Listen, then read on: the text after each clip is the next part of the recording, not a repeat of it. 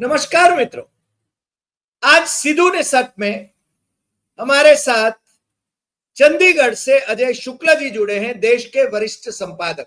अजय जी, आपका स्वागत है। और आज बात करेंगे चुनाव आयोग भाजपा से मिली भगत है, ये लगभग कल की प्रेस कॉन्फ्रेंस में साबित हो गया।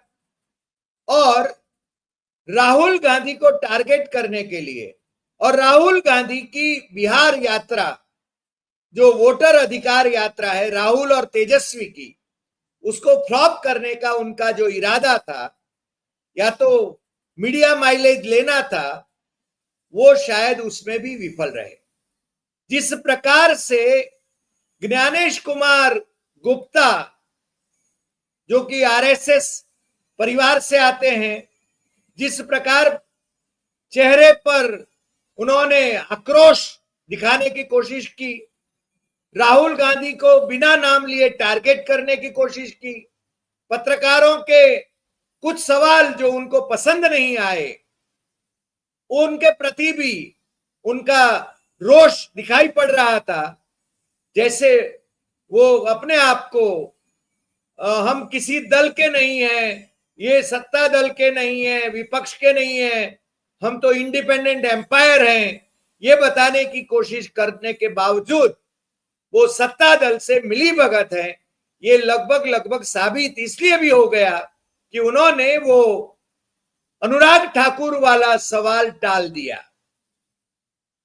राहुल गांधी को ही टारगेट करना उन्होंने शुरू से अंत तक करा। और दूसरी बात ये थी, यानी आपने प्रेस वार्ता देखी, लोगों ने भी देखी, मेरे ख्याल से ये तो लोग समझ गए होंगे। वो अपनी कमियां परोक्ष रूप से स्वीकार करते हैं, मगर राहुल गांधी जो सही बात करता है उसकी हमें हां नहीं मिला सकते। राहुल को नोटिस देते हैं, मगर अनुराग ठाकुर को और भाजपा के और लोग हैं उनको नोटिस नहीं दे रहे हैं। तेजस्वी यादव को नोटिस दे रहे हैं, मगर भाजपा के बिहार के डिप्टी सीएम या तो मेयर, उनको नोटिस नहीं दे रहे हैं। तो अजय जी, आज आप हमारे साथ कृपया इसका विश्लेषण करें, हमारे दर्शकों को आप बताएं कि ये चुनाव आयोग भारतीय जनता पार्टी से मिलीभगत है या तो असली चोर चुनाव आयोग है, क्या कहें? देखिए, पहले तो आपको नमस्कार और सभी हमारे दर्शकों को नमस्कार। मैं एक लाइन में यदि आप मुझसे कहें कि जवाब देना है तो मैं कहूंगा कि मौजूदा चुनाव आयोग ही वोट चोर है। और वो वोट चोरी अपने लिए तो उसको तो चुनाव लड़ना नहीं, अपने मालिक के लिए कर रहा है। और उसका मालिक कौन है? आरएसएस, बीजेपी है, नरेंद्र मोदी। तो सीधी सी बात है कि यहां वोट चोरी उसके लिए हो रही। इसका मैं एक उदाहरण देता हूं। एक गांव है जो पिपरा विधानसभा पड़ती है बिहार में, उसमें एक ही घर में, गांव में एक ही घर में 509 वोटर है, और दूसरा एक वो घर है जिसमें 559 वोटर है, मतलब 459 और 509। अब आप एक बात बताइए, कल्पना के साथ, शहरों में जो बड़े, मान लिए अहाता लोग बना देते हैं और उसमें एक एक कमरे करके भी दे दे, एक ही प्लॉट में घर बना दे, तो भी इतने लोग नहीं रहते। और साहब ये बता रहे हैं एक गांव के एक घर में इतने, एक घर में इतने। ये डॉक्यूमेंट्री वो बता रहा हूं जो चुनाव आयोग की अपनी वोटर लिस्ट है उसके मुताबिक। ये एसआईआर से बनी लिस्ट बता रहा हूं, जो कह रहे हैं कि शुद्ध लिस्ट बनाई है इन्होंने, उस लिस्ट का ये हाल। चलिए, ये मैंने उदाहरण के लिए बताया। मैं क्यों कह रहा हूं? क्योंकि चुनाव आयोग ने जो कल अपनी प्रेस कॉन्फ्रेंस में कहा वो बहुत महत्वपूर्ण है। और उन्होंने कहा चुनाव आयोग जो है मतदाता सूची जो मशीन से पठनी होगी वो साझा नहीं करेगा। एक बात बताइए, और उसके पीछे क्या दी दलील कि लोगों की गोपनीयता भंग ना हो। साहब, सारी जितनी राजनीतिक पार्टियां उस राज्य की होती हैं और राष्ट्रीय होती हैं, उनको आप पूरी मतदाता सूची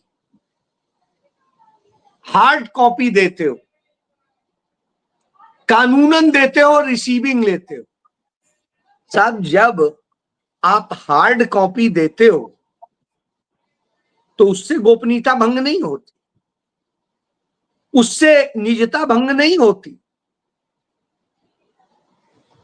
क्योंकि आप असल में चोर, और जिसका बहाना ले रहे हैं सुप्रीम कोर्ट के एक उसका वर्डिक्ट का 2019 का, उसमें उसने ये नहीं कहा है कि लिस्ट नहीं देंगे, मशीन रीडेबल लिस्ट नहीं देंगे।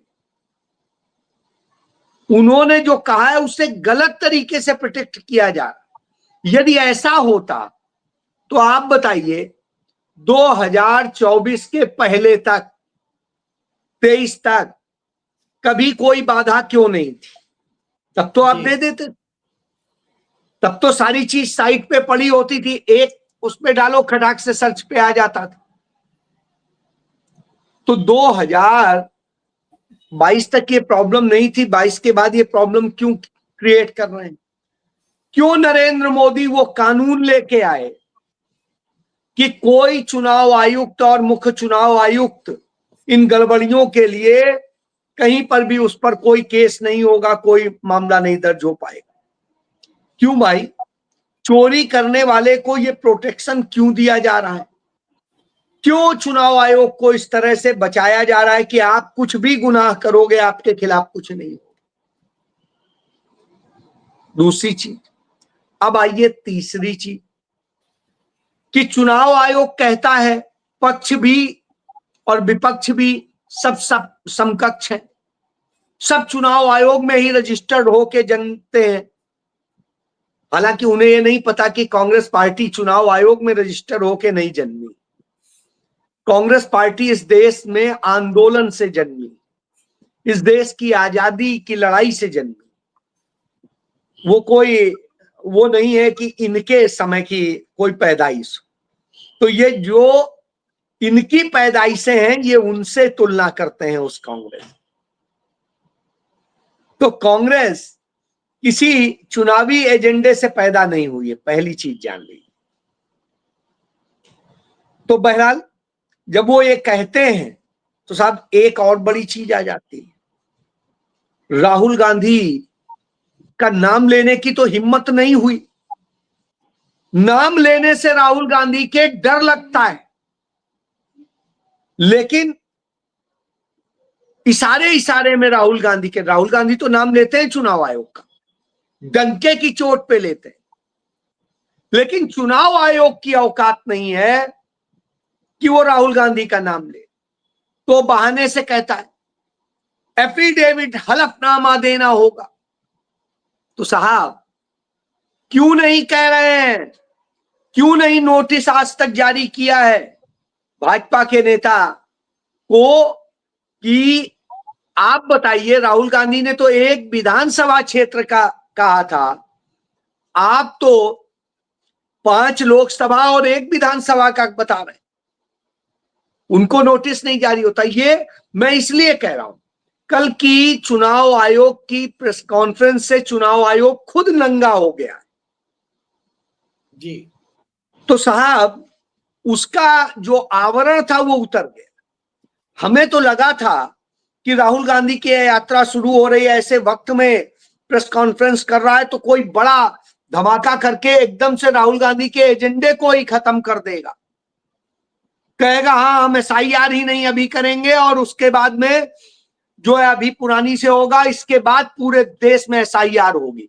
एक नया नैरेटिव बन जाता, राहुल गांधी का पूरा 16 दिन का कार्यक्रम फ्लॉप हो जाता। हमें तो ये रात तक चिंता थी, लेकिन जब प्रेस कॉन्फ्रेंस हुई तो उनकी औकात समझ में आ गई। वो ये बताने आए थे कि हम नरेंद्र मोदी के, अमित शाह के, आरएसएस बीजेपी के एजेंट हैं, उससे ज्यादा की हमारी औकात नहीं। और यही बात मल्लिकार्जुन खड़गे ने वहां जो है सासाराम में रैली में कही, नाम लेके कही उन्होंने तो, कि चुनाव आयोग बीजेपी का एजेंट है, मोदी का एजेंट है। तो भाई आप में तो यह भी हिम्मत नहीं है, यह स्थिति है। जी जी, आपने जिसका जिक्र किया, बिहार के जो एक ही घर वाले के, उसमें जरा जोड़ दूं, सप्लीमेंट कर लूं। रिपोर्टर्स कलेक्टिव के आयुषी कार और विष्णु नारायण ने 17 अगस्त 2025 को एक रपट दी, वहां जाके 3 कॉन्स्टिट्यूएंसी की, और उसमें जहां पर घर ही नहीं है वहीं पर 509 वोटर्स रजिस्टर हुए हैं। जहां घर ही नहीं है उसी गांव में 459 वोटर्स रजिस्टर हुए हैं। तो मुझे लग रहा है कि ये जरा ऐड कर लूं, क्योंकि कल चुनाव आयुक्त साहब ने यह कहा कि फुटपाथ पर रहने वालों को 00 घर का नंबर देंगे। मेरे ख्याल से ये तो अजीब बात है। ये कहना क्या चाहता है? उसका दिमाग ठिकाने पर है? जिस प्रकार से ये आदमी कह रहा है, प्रेस को बता रहा है, उसका दिमाग ठिकाने पर है? मान लीजिए कि किसी ब्रिज के नीचे लोग रह रहे हैं, तो बाकायदा वो एड्रेस दिया जाता है, 00 तो एड्रेस नहीं होता। ये तो 00 एड्रेस को जस्टिफाई कर रहा है। अजय जी। सर, मैं एक चीज यही कहना चाहूंगा, आपने धन्यवाद जो उस पे पूरा डिटेल कर दिया। आप बता दीजिए मुझे, एक भी वोटर लिस्ट दिखा दीजिए 2024 के पहले की, जिसमें किसी का भी देश में हाउस नंबर 0 रहा हो, स्ट्रीट नंबर 0 रहा हो। यदि चुनाव आयोग का यह नियम था कि जो बेघर है उसको 0 हाउस नंबर दिया जाएगा, तो एक भी क्यों नहीं है 2024 के पहले? जी, सबसे बड़ी बात है। दूसरी बात जो सबसे बड़ी है वो ये है कि मुख्य चुनाव आयुक्त जब यह बता रहे थे तो एक चीज और बता देनी चाहिए थी कि जिस व्यक्ति का 00 है वो व्यक्ति बांग्लादेशी है, वो व्यक्ति म्यांमार का है, वो व्यक्ति नेपाल का है, वो व्यक्ति पाकिस्तान का है, वो व्यक्ति अफगानिस्तान का है, वो व्यक्ति मतलब कहां का है? इसका क्या सबूत है? क्योंकि आप कह रहे हो वो बेघर है, फुटपाथ का है, तो साहब है कौन वो? और जो बनाने के लिए आप डॉक्यूमेंट्स मांगते हो, उसके पास वो डॉक्यूमेंट्स कहां से आ गए? सवाल ये है। आप ऐसे तो बनाते नहीं हो। जो आपने लिस्ट जारी की है कि ये चीजें चाहिए, क्या कोई एसडीएम किसी फुटपाथ पे रहने वाले को निवास प्रमाण पत्र देता है, डोमिसाइल देता है? नहीं देता है, बराबर नहीं देता। क्या ऐसे व्यक्ति का किसी का आधार बनता है जिसका एड्रेस ही ना हो? नहीं बनता है। उसका भी सबूत देना पड़ता है, सारी चीजें सबमिट करनी पड़ती है, पहचान का और एड्रेस का, दोनों का, जन्म तिथि का, इन 3 चीजों का आपको सबूत देना पड़ता है आधार बनाने में। इसके बाद आप यदि देखिए, यदि आपके परिवार के कोई सदस्य के ग्राउंड पर आप बना रहे हैं तो परिवार के साथ वाला एड्रेस ही लिखा जाता है, वो अलग नहीं लिखा जा सकता। इसके बाद आप बताइए, आप बनाते हैं इस पर कि आपके नाम से कोई मकान हो, कोई कमर्शियल और वो प्रॉपर्टी हो? नहीं। इसका मतलब आप 0 वाले हैं, तो फिर ये आपके पास कुछ नहीं। तो बना कैसे? कौन सा डॉक्यूमेंट? और जो सवाल किया गया कि इसमें पूछा गया कि नेपाली कितने हैं, बांग्लादेशी कितने हैं, म्यांमार के कितने हैं? तो वो उन्होंने कहा कि वो तो अभी जांच करना है, यानी वो 20 सितंबर तक वो जांच करेंगे। तो फिर नैरेटिव क्यों क्रिएट कर रहे हैं अमित शाह बिहार में जाकर कि घुसपैठियों को ये लोग वोटर्स लिस्ट में डाल रहे हैं? घुसपैठियों की तो बात ही नहीं आती।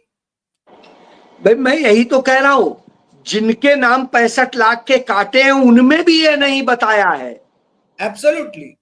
उनमें भी नहीं बताया है कि उनको बांग्लादेशी, पाकिस्तानी, नेपाली है, जो भी कुछ कहिए, उसके कारण किसी के नाम से, किसी को कह रहे हैं मर गया, वो जिंदा घूम रहा है, मर गया। किसी को कह रहे हैं कि साहब ये है नहीं, यहां से चला गया कहीं। चलिए ये मान लिया कि वो उपलब्ध आपको नहीं मिला, उपलब्ध नहीं मिला क्योंकि हो सकता है वो गुजरात में नौकरी कर रहा हो, कुछ काम कर रहा हो, पंजाब में कर रहा हो, दिल्ली में कर रहा हो, मुंबई में कर रहा हो, यूपी में कर रहा हो। तो साहब ये जितना आप बता रहे हैं, तो सबसे बड़ी बात ये है, तो आपको ये लिखना पड़ेगा वो शिफ्ट कहां हो गया, ठीक है, जिससे वहां के उसको इन्फॉर्म किया जा सके और वहां पर उसका नाम कटे, अब जुड़े या यहां जुड़े या कटे, दोनों चीजें आप वो नहीं कर रहे। आप कंपाइल सिस्टम नहीं बना रहे हो जिससे उसे पकड़ा जाए, आप उसे छितर छितर कर रहे हो। ये खुद में दिखाता है, शायद यही तो वजह है कि जब बिहार में सासाराम में राहुल गांधी पहुंचे तो जनता इस यकीन के साथ कि कोई ऐसा मसीहा आया है जो उसे इंसाफ दिलाएगा, जो उसके साथ अन्याय नहीं होने देगा, और इसलिए जिस तरह से वहां की जनता उमड़ी है वह अपने आप में बहुत बड़ी बात। सही बात। आप देखिए कि सासाराम से वो जब राहुल जी निकले औरंगाबाद के लिए, तो इस पूरे रास्ते में ऐसे लग रहा था जैसे लोग बिल्कुल उतावले हैं राहुल गांधी को देख लेने, छू लेने, उनको सुन लेने के लिए। कोई फूल बरसा रहा था, कोई कुछ कर रहा था, कोई उनसे हाथ मिलाने के लिए हाथ बढ़ा रहा था कि हल्का सा टच हो जाए। कल्पना करिए कल ही नरेंद्र मोदी एक छोटी सी रोड, कुल 6 किलोमीटर, बनी भी नहीं अभी पूरी, 6 किलोमीटर का कल ही उद्घाटन करते हैं, जिससे डिरेल किया जाए, और उसमें थोड़े से में आधा किलोमीटर भी नहीं, 100 मीटर पैदल चल के फोटो करवाते हैं, बस 100 मीटर, कुल 100 मीटर। देखिए, और उसके बाद में कहता है रोड शो। रोड शो क्या है? गाड़ी पे खड़े होके रेंज रोवर में, आप देखिए आप ही के यहां आके स्वदेशी स्वदेशी बोले थे, कल जितनी चीजें वो यूज कर रहे थे, और जब ये स्वदेशी की बात कर रहे थे, सारी चीजें, उनका कपड़े हो, उनके जूते हो, उनका पेन हो, उनका चश्मा हो, उनकी गाड़ी हो, सब कुछ विदेशी थी, एक भी भारत की नहीं थी। और उधर राहुल गांधी को देख लीजिए, राहुल गांधी तमिलनाडु के बने हुए पैंट शर्ट, वो पैंट और टी शर्ट पहने थे। उसके बाद में राहुल गांधी का आगरा का बना हुआ जूता था, और उसके बाद में राहुल गांधी उसी देसी अंदाज में बिल्कुल मस्ती से चले जा रहे थे। वो उसी अंदाज में जनता के साथ में इस तरह से, आप देखिए बैरिकेड तोड़ करके वो अंदर घुस गए। तो मैं यही कह रहा हूं कि ये राहुल गांधी और ये नरेंद्र मोदी है, यही अंतर है। इसीलिए शायद बिहार की जनता आज उनके लिए बिल्कुल पागल हुई दिखाई दे रही थी। और जिस तरह से बिहार में मेरे जो मित्र गए हुए हैं, चूंकि कुछ टीम का कोऑर्डिनेशन भी मैं देख रहा हूं, तो कुछ जर्नलिस्ट के लिए, तो वहां पर जो हमारे हिंदुस्तान के संपादक हैं डॉक्टर तीर विजय सिंह, उनसे बात हो रही थी रात में, वो बता रहे थे किस तरह से लोग बिल्कुल उतावले हैं। ये मैं उदाहरण इसलिए कह रहा हूं कि ये भले ही वो बेचारे लिख नहीं पा रहे हैं। अब मैं कुछ ज्यादा नहीं बोलूंगा क्योंकि उस ग्रुप से थोड़ा सा मेरा भी कनेक्शन है, लेकिन इतना कहूंगा कि जो सबसे बड़ा अखबार है वहां, एक जमाने में जब मैं उसी वहां पर हुआ करता था, सन 2000 की बात बता रहा हूं, हिंदुस्तान, तो वहां स्लोगन लिखा जाता था, बिहार की पहचान हिंदुस्तान। मतलब इतना ज्यादा था। और वो आज लिख नहीं पा रहा है, यही वजह है कि लगातार दूसरे और अखबारों को स्पेस ज्यादा मिल रही। लेकिन सही अर्थों में कहें तो आज वहां अखबार जो था पिछले 2-3 सालों में, वो आधा भी नहीं रह गया है, क्योंकि अब लोग पढ़ना ही नहीं चाहते।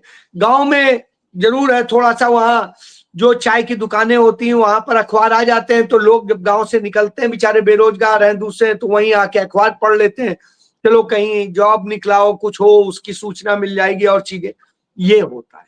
जी, आपने मोदी के रोड शो का जिक्र किया, दिल्ली वाला, मेरे ख्याल से वो हेडलाइन सीकर हैं इसलिए कर रहे हैं। हमारे यहाँ पर अहमदाबाद में मेट्रो का, हर स्टेशन पर मेट्रो जब चलती है, यानी जब जब वो एक्सटेंड होती है, हर बार आके वो उद्घाटन करते रहते हैं और हर बार रोड शो करते रहते हैं। मेरे ख्याल से ये मैखाने में भी कंटिन्यूअस अटेंडेंस जो जिनकी होती है, उनका नाम लिया जाता है ना, तो ये अपनी तस्वीरें भी लगाते हैं, ये अपने प्लेकार्ड्स लगाते हैं, और ये तो उनको आदत हो गई है।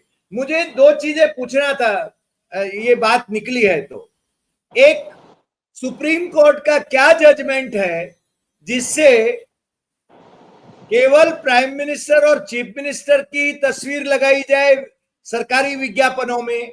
और दूसरी बात, ये 2023 में जो नया कानून लाए इलेक्शन कमिश्नरों को बचाने के लिए, क्या उसको चैलेंज नहीं किया जा सकता है सुप्रीम कोर्ट में?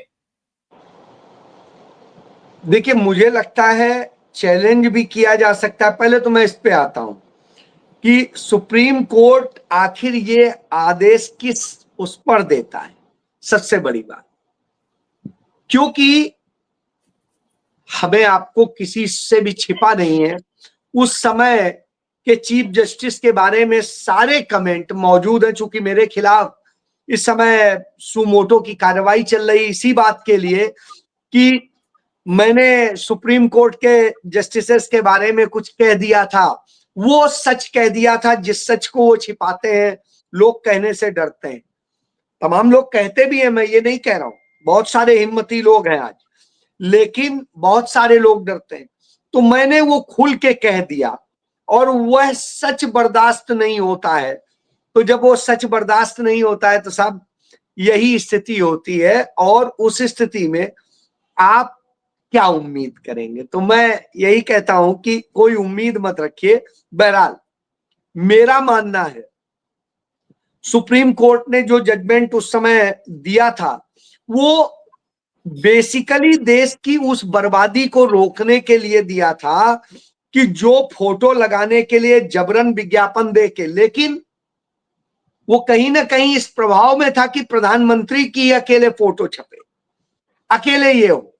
तो इस तरह के जब खेल होते हैं तो ये जानबूझ के किए जाते हैं, ये इसीलिए किए जाते हैं क्योंकि जिससे ये पूरी तरीके से दिखा सकें कि बस प्रधानमंत्री ही है, जो कुछ होता है प्रधानमंत्री करते हैं, बाकी कोई कुछ नहीं करता है। और ये मैं आपको क्या बताऊं, आप तो गुजरात में उनको मुख्यमंत्री के तौर पे ही देखे हैं कि क्या होता है। तो आज जब यह स्थिति हो तो निश्चित रूप से यह लगता है कि आखिर यह देश किस दिशा में जा रहा। अब आपको एक चीज दिखाऊं मैं, बहुत ईमानदारी, कल इतना बड़ा वो था, और अखबार की हेडलाइन कहां है, राहुल गांधी इसमें कहां दिख रहे हैं आपको, आप देखिए। ये अखबारों की दशा है, जिन अखबारों को आप कहेंगे। और ये अखबार आजादी की लड़ाई के बाद, आजाद होने के बाद उस लोकतंत्र से बने हैं जो गांधी नेहरू ने लोकतंत्र बनाया। मैं धन्यवाद करूंगा एक इस अखबार का, पुराना अखबार है, वर्ल्ड लेवल का अखबार है, इंडिया में भी छपता है, the telegraph. Telegraph, telegraph, yes. इस अखबार ने चुनाव आयोग को बिल्कुल इलेक्शन ऑमिशन दंगा कर दी, नंगा कर। और वो टेलीग्राफ तो अक्सर ऐसे हेडलाइन देता है, अक्सर बिल्कुल। ऐसे। आपको याद गजब के होगा साथ। नरेंद्र मोदी ने जब घड़ियाली आंसू बहाए थे तो मणिपुर मगर की बेटियों, मगर मगर बिठाए थे उन्होंने। जी, तो हाँ, उन्होंने बिल्कुल, तो यह हिम्मत होती है जिसे पत्रकारिता कहते हैं। आज पत्रकारिता है कहां? आज सही मैं बात। जब देख रहा हूं, बड़े बड़े अखबार देख रहा हूं सर, तो खुद को शर्म आती है। और मुझे लगता है, चूंकि आप भी वो कहेंगे, आपको भी लगेगा कि ये अखबार, जिन अखबारों में हमने काम किया है, जिनमें हम सोचते थे कि इनमें कुछ है, उनकी भी हिम्मत नहीं हो रही। मैं इंडियन एक्सप्रेस की भी बात कर रहा हूं, जिसके सही आप बात। खुद एडिटर रहे। आप ये देखिए, ये जी, जी। हालत है। आप इसी तरीके से दिल्ली का जो भी अखबार आप देख लें, आपको लगेगा ये क्या कर रहे हैं। आप जब द हिंदू जैसा अखबार देखेंगे तो ये आप देखें, मतलब जो सबसे बड़ी चीज थी वो सब गायब है। मैं इसीलिए कहता हूं कि जब इन सबको देखेंगे तो सच्चाई सामने आ जाती है। असल में इस देश के लोकतंत्र की हत्या में, इस देश के संविधान की हत्या में, वोट चोरी मीडिया में, विषय। सब में मीडिया विषय। मीडिया सबसे बड़ा अपराधी है। और मीडिया ने ही वह स्थिति की है कि नरेंद्र मोदी यह खुलेआम चोरी करें, लूट करें, डाका डाले, लेकिन साहब सच नहीं बताए। सही बात। खाया इन्होंने उसी का, उसी के बूते पनपे, उसी के बूते इन्हें सारे प्रिविलेज मिले, और आज यही वो खत्म करने में लगे। यह सच है। तो आज इंस्टीट्यूशंस अपना विश्वास खो चुके हैं, तब राहुल गांधी उस विश्वास को जिंदा करने के लिए, उन इंस्टीट्यूशंस को जिंदा करने के लिए और लोगों के हक बचाने के लिए लड़ने निकले। और निश्चित और रूप से बिहार में जो माहौल बन रहा है वो नरेंद्र मोदी को डरा रहा है। इसीलिए कल उसी वक्त में प्रेस कॉन्फ्रेंस की गई, उसी वक्त में रोड शो किया गया जब राहुल गांधी यह कहने निकले थे, क्योंकि दुनिया न जान पाए कि सच क्या है। मगर जी, दुनिया तो जानी जाती है ना। दुनिया को तो यह भी मालूम पड़ा कि भारतीय जनता पार्टी के नेता, जैसे कि बिहार में यहां से एक्सपोर्ट किए गए भिखू दलसानिया है, आरएसएस के प्रचारक हैं भाजपा के, वो 0-0 हाउस में रहते हैं, 0-0 हाउस में रहते हैं। अब वो, ये 0-0 हाउस का मतलब क्या है? मेरे ख्याल से ये ज्ञानेश कुमार गुप्ता जिस प्रकार से समझाने की कोशिश कर रहे हैं, ये पार्टी ऑफिस के पार्टी दफ्तर में रह रहे हैं, तो उसको 0-0 कैसे कह सकते हैं? मेरी समझ में नहीं आ रहा है। भाई उसका भी पार्टी का कार्यालय का एड्रेस होगा। हाँ, तो मैं यही कह रहा हूं, कोई उन्होंने डॉक्यूमेंट दिया ही होगा। आधार कार्ड न सही उस समय तक मान रहे थे, दूसरे तो दिए होंगे, जो आपने बाकी मांगे हैं वो दिए होंगे साहब, क्योंकि उनके पास में वहां का कोई रेजिडेंशियल एड्रेस नहीं होगा। तो कैसे छिपाया जाए कि गुजरात के व्यक्ति को यहां पर वोटर बनाया गया? देखिए, वो लोकसभा में वहां डालता है, विधानसभा में यहां डालेगा, फिर उसके बाद वहां डालेगा। मैं आज किसी से सुबह बात हो रही थी, जी, आरएसएस के एक व्यक्ति थे, जी, उन्होंने बताया कि हमारे करीब 2 लाख ऐसे लोग हैं जो डिफरेंट डिफरेंट स्टेट्स में वक्त पे जाते हैं और वहां सेवा करते हैं। हमने कहा सेवा करते हैं या फर्जी वोट बनते हैं? तो हंसने लगे कि वाराणसी जैसा। उसके लिए उन्होंने एक और चीज के, उन्होंने कहा उसके लिए और भी लोग हैं। और भी लोग हैं। हाँ, तो अब आप सोच लीजिए, जहां इन्हें लगता है कि यहां यहां खतरा है, वहां कुछ सीटें ये चुन लेते हैं कि जहां इनका ये पाप छिप भी जाएगा, वहां धीरे से अपने लोग प्लांट कर देते। लेकिन बिहार सजग था, राहुल गांधी सजग थे। राहुल गांधी ने देश को, दुनिया को आंकड़ों के साथ, देखिए चुनाव आयोग ने बड़ा चीजें डिनाई करा, लेकिन एक चीज मान गए कि वो वोटर लिस्ट उन्हीं की थी जो राहुल गांधी ने की। यदि वोटर लिस्ट थी तो राहुल गांधी ने उसी वोटर लिस्ट के आंकड़ों से तो बताया है। आप भले कुछ भी कहें कि उसका विश्लेषण क्या, राहुल गांधी ने उसी वोटर लिस्ट से बताया है जी। तो भैया एफिडेविट काहे मांग रहे हो? आप उस वोटर लिस्ट की जांच करो ना अपनी, तब कहते हैं हम इतने को नोटिस थोड़ी ना जारी कर। मतलब यदि 1 लाख लोग हत्या कर देंगे तो आप 1 लाख लोगों को जांच के दायरे में नहीं लाओ। आप कहते हो आप सीसीटीवी फुटेज नहीं दोगे क्योंकि वहां पे जाके लगता है औरतें या महिलाएं, लड़कियां, बेटियां जाके वहां वोट नहीं डालती हैं। वहां शायद कोई बेडरूम है जिसमें वो जाती हैं, शायद वो कोई बाथरूम है जिसमें वो नहाने जाती हैं, क्या वो नहीं दोगे? नहीं, इसलिए मैं कह रहा हूं अजय जी, इसलिए मैं कह रहा हूं कि ये आदमी सनकी आदमी लगता है। उसका दिमाग मेरे ख्याल से काम नहीं कर रहा है। जिस ढंग से वो बात कर रहा था, जैसे सामने सब पत्रकार जो बैठे थे वो मूर्ख पत्रकार हैं, ऐसा वो समझ रहा था शायद। सर असल में वो खुद में ही वही है। मैंने आपको पहले ही बताया था कि आगरा में वो विजयनगर का रहने वाला है। उसके पूरे परिवार खानदान को जानता हूं, क्या है कैसे हैं। चलिए उस पे नहीं जाऊंगा क्योंकि उनमें से 1-2 लोग मेरे भी मित्र हैं उन्हीं के परिवार के।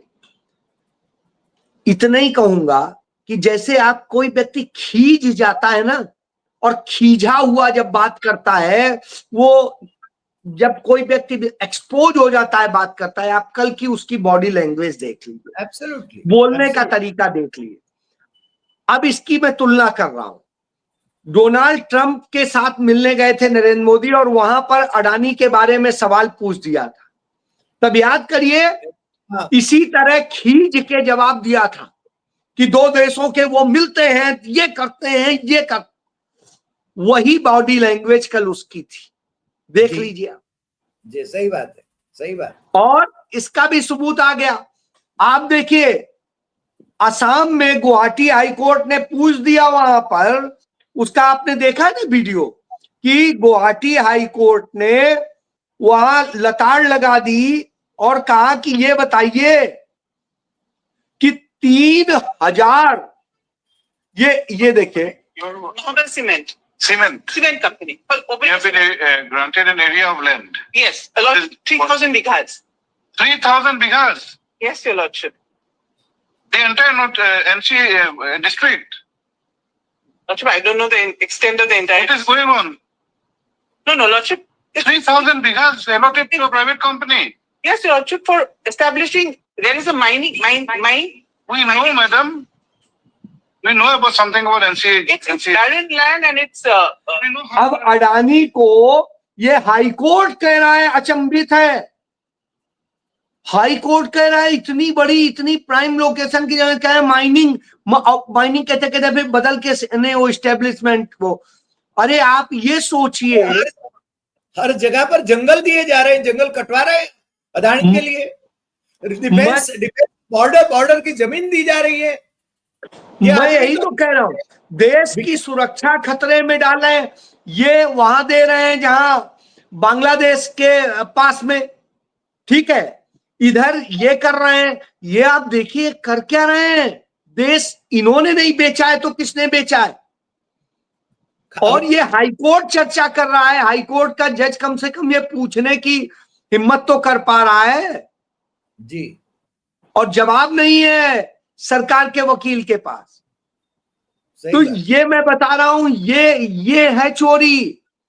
कौन दिखा रहा है? किस अखबार ने इसे छापा है? किसी ने नहीं छापा है, किसी चैनल ने नहीं दिखाया है। सर मैं यही कह रहा हूं, बहुत सारी चीजें हो रही हैं। जिस तरह से नैरेटिव बनाने के लिए 90% असली खबरें छिपाई जा रही, सिर्फ वो खबरें लाई जा रही जिनसे इनका महिमा मंडन हो जाए, इनका काम चल जाए, थोड़ा सा दिखावे के लिए विपक्ष को कहीं कहीं दिखा दो जिससे लगे कि हाँ हम बड़े वो हैं। इसके अलावा कुछ नहीं है, कैप्चर है पूरा। सर इसलिए राहुल गांधी लड़ रहे हैं। बोल नहीं सकते हैं सर, इसीलिए राहुल गांधी से उनकी बहन ने कहा था तुम आग से खेल रहे हो, क्योंकि उन्हें पता है ये कुछ भी कर सकते हैं, मरवा भी सकते हैं, कोई बड़ी चीज नहीं है। तो यह सत्य है। सही बात। राहुल गांधी हमारी आपकी हक की, हमारे आने वाली पीढ़ियों के हक की लड़ाई लड़ रहे हैं, उनके भविष्य की लड़ाई लड़ रहे हैं, बचाने की लड़ाई लड़ रहे हैं। यदि एक बात बताइए, मैं आपसे एक चीज यही कहता हूं, सन 1885 में जब कांग्रेस बनी, उस समय तो देश की आजादी का इस तरह का आंदोलन नहीं था बहुत ज्यादा। हमारे पुरखे, जिनमें मेरे भी 2 लोग शामिल हैं, लोग कुछ शहीद हुए, कुछ और जेल और दूसरी प्रताड़नाएं झेले। क्या वो अपने लिए लड़ रहे थे, अपने लिए मर रहे थे? नहीं, आने वाली पीढ़ी के लिए लड़ रहे थे, देश के नागरिकों के लिए लड़ रहे थे। उन्हें क्या पता था हम ऐसे लोगों के लिए, के हाथ के लिए, उनको लोकतंत्र देने के लिए, संविधान देने के लिए लड़ रहे हैं, जो आने वाले वक्त में उसी को खत्म कर देंगे जिसके लिए हमने जान दी। यह हो रहा है सर, इसलिए पीड़ा होती है, इसलिए पीड़ा होती है, इसलिए बोलना पड़ता है सर, इसलिए इतना सेक्रीफाइस कर रहा हूं, मैं भी कर रहा हूं और मुझे लगता है सभी कर रहे हैं। नहीं, ये करना ही होगा, करना ही होगा, हमें देश को जगाना ही होगा। राहुल गांधी जो कर रहे हैं वो देश को जगाने के लिए कर रहे हैं, अधिकारों के प्रति जागरूक रखने के लिए, संविधान को बचाने के लिए, लोकतंत्र को बचाने के लिए ये सब कर रहे हैं। और ये लोग तानाशाही लाने की कोशिश में लगे हुए हैं। आज आपने जिस प्रकार से बात करी चुनाव आयोग की, मैं तो मानता हूं कि चुनाव आयोग भारतीय जनता पार्टी से मिलीभगत है और राहुल गांधी को बदनाम करने की कोशिश कर रहा है। फिर भी हमें यकीन है कि लोकतंत्र पनपेगा, बचेगा, फ्लरिश होगा और संविधान को हम लोग बचाएंगे। आज इस एपिसोड में इतना ही। अजय जी, आपका बहुत बहुत धन्यवाद और फिर मिलेंगे दूसरे नए एपिसोड में। सब दर्शक मित्रों को भी हम कहते हैं कि आप अपनी राय कमेंट बॉक्स में जरूर लिखिएगा। आप सबको हमारा धन्यवाद, नमस्कार।